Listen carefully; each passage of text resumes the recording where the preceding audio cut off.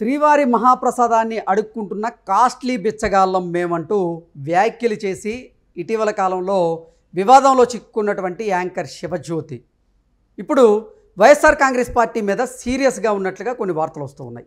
ఇంతకీ anchor Shivajyothi YSR Congress party మీద ఎందుకు సీరియస్గా ఉన్నారు, అసలు ఏం జరిగింది అనేది మనం పూర్తి స్థాయిలో విశ్లేషణ చేసుకుందాం. ప్రస్తుతం మనతో పాటున్నారు ప్రముఖ రాజకీయ విశ్లేషకులు, ప్రముఖ సీనియర్ జర్నలిస్ట్ దుర్గా వడ్లమణి గారు. వారితో మాట్లాడదాం. మేడం నమస్తే. మేడం నమస్తే అండి. ఇటీవల కాలంలో శ్రీవారి మహాప్రసాదాన్ని అడుక్కుంటున్నటువంటి కాస్ట్లీ బిచ్చగాళ్ళం మేమంటూ వ్యాఖ్యలు చేసి ఆ వ్యాఖ్యల ద్వారా వివాదాల్లో చిక్కున్నటువంటి యాంకర్ శివజ్యోతి ఇప్పుడు వైఎస్ఆర్ కాంగ్రెస్ పార్టీ మీద సీరియస్గా ఉన్నట్లుగా కొన్ని వార్తలు వస్తూ ఉన్నాయి. ఇంతకీ శివజ్యోతి వైఎస్ఆర్ కాంగ్రెస్ పార్టీ మీద ఎందుకు సీరియస్గా ఉన్నారు, ఏం జరిగింది అంటే ఏం చెప్తారు మేడం? మీరు 3 రోజులుగా చూస్తున్నారు, సోషల్ మీడియా హోరెత్తిపోయింది శివజ్యోతి గురించి అండి.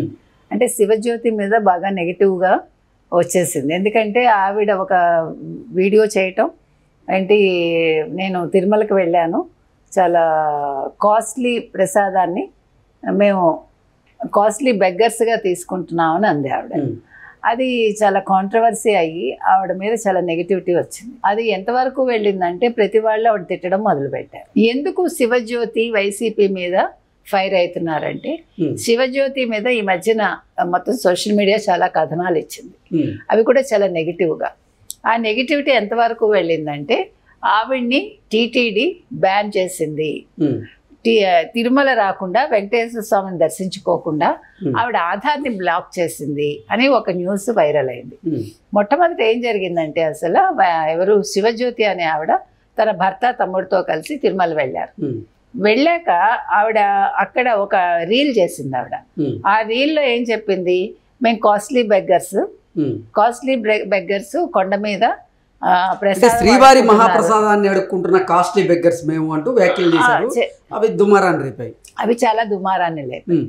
అయితే మనం నిన్న మాట్లాడాం దాని మీద. ఆవిడ ఇంటెన్షన్ అది అయ్యి ఉండదు, కాకపోతే ఏంటంటే తొందరపాటులో తప్పు చేసి ఉండొచ్చు ఆవిడ. అంటే క్లారిటీ ఇచ్చేటువంటి ప్రయత్నం చేసింది. ఆ ప్రయత్నంలో కూడా మళ్ళీ మేము కాస్ట్లీ టికెట్ కొనుక్కున్నాం 10,000 రూపాయలండి. సో దాని మీద ఆవిడ ఆధార్ బ్లాక్ చేశారని వచ్చింది. అయితే నిన్నను వచ్చిన న్యూస్ ఏంటంటే, నేను సాయంకాలానికి ఆవిడ ఆధార్ ఏం బ్లాక్ చేయలేదు, అదంతా కూడా ఫేక్ న్యూస్ అనేది బయటకు వచ్చింది. ఇది ఎవరు తీసుకొచ్చారు, ఆధార్ బ్లాక్ చేశారని టీటీడీ గురించి నెగిటివ్గా రెగ్యులర్గా వార్తలు రాస్తున్న, ప్రచారం చేస్తున్న వైసీపీ వాళ్ళు చేశారు.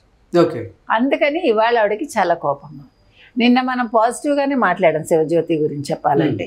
అంతకుముందు మనం ఆవిడ చేసింది తప్పని చెప్పాను తప్ప, ఆవిడ ఆధార్ బ్లాక్ చేయకూడదు, టీటీడీ బ్లాక్ చేయాల్సి వస్తే ముందు అసలు జగన్మోహన్ రెడ్డిది చెయ్యాలి అంటూ మాట్లాడాం.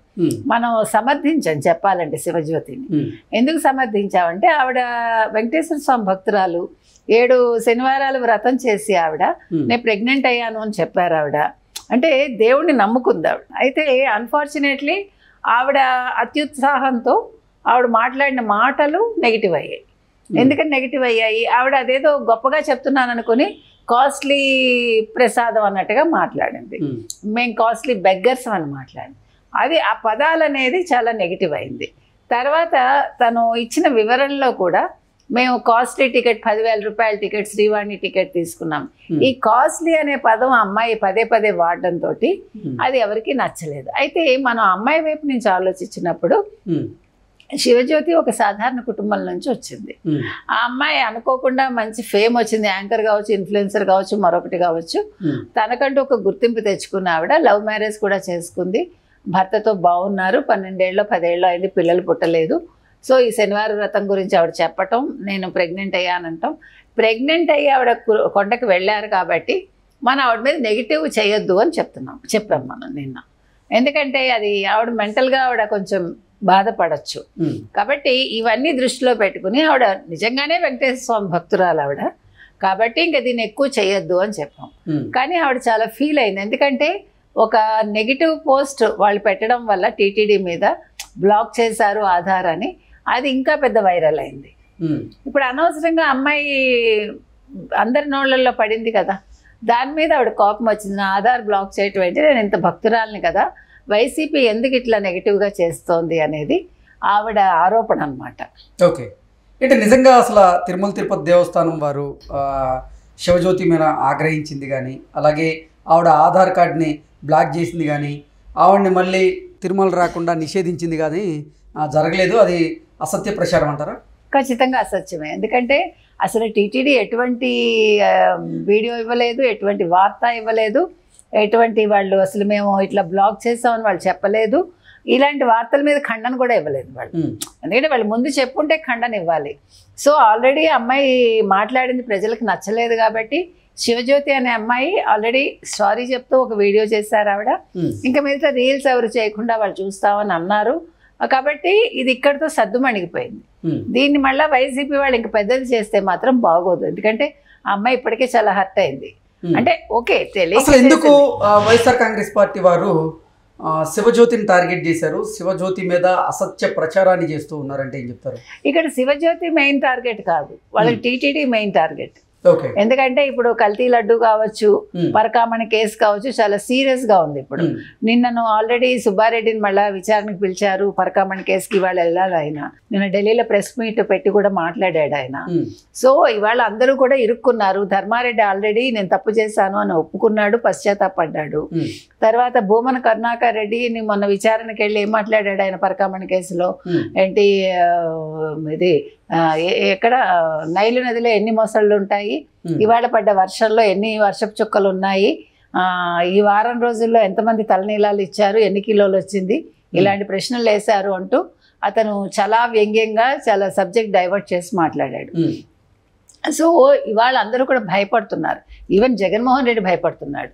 కాబట్టి వీళ్ళు టీటీడీ మీద మొదటి నుంచి కూడా ముఖ్యంగా భూమన కరుణాకర్ రెడ్డి గోశాల గురించి కానీ, ఆ ఆవులు బక్కచిక్కిపోయాయంటూ మాట్లాడటం కానీ, తర్వాత శనీశ్వరుడి విగ్రహాన్ని వెంకటేశ్వర స్వామి విగ్రహం అని చెప్పి కింద పడేసి కాళ్ళతో తొక్కారు, దాని నిండా ఇది చేశారు దాన్ని అంటూ మాట్లాడటం, ఇట్లా టీటీడీని వాళ్ళు నెగిటివ్ చేయడానికి మొదటి నుంచి చూస్తున్నారు.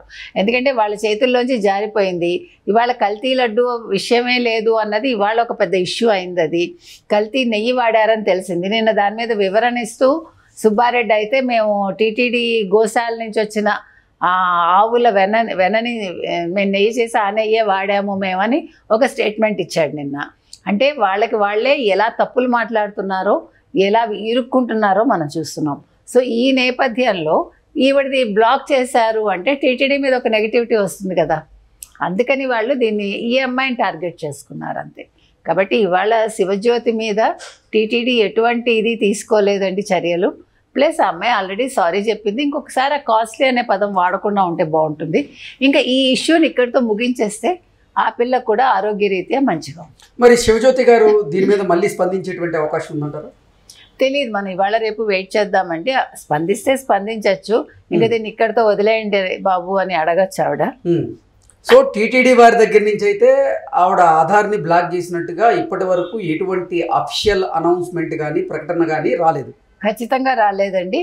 వాళ్ళు అసలు ఏమీ చేయలేదు, అలాంటి పనులు చెయ్యరు కూడా. మనకు తెలిసి పాలక మండలి ఇలాంటి విషయాల మీద అంటే మామూలుగా ఏదన్నా వాళ్ళు చెప్పచ్చు కానీ అంతకుమించి వాళ్ళు ఏం చెయ్యరు దాన్ని. మనకు తెలిసి ఎవరిని పనిష్ చేయరు. ఎందుకంటే దేవుడు అందరినీ క్షమించడానికి కదా ఉన్నాడు వెంకటేశ్వర స్వామి. ఆయనే పనిష్ చేయనప్పుడు ఇలాంటి చిన్న చిన్న విషయాలు వీళ్ళెందుకు పనిష్ చేస్తారు? కాబట్టి ఎవరికి వాళ్ళు విఘ్నతతో మనం ఇలా మాట్లాడకూడదు అని అనుకోవాలంతే. Okay, thank you so much. Thank you.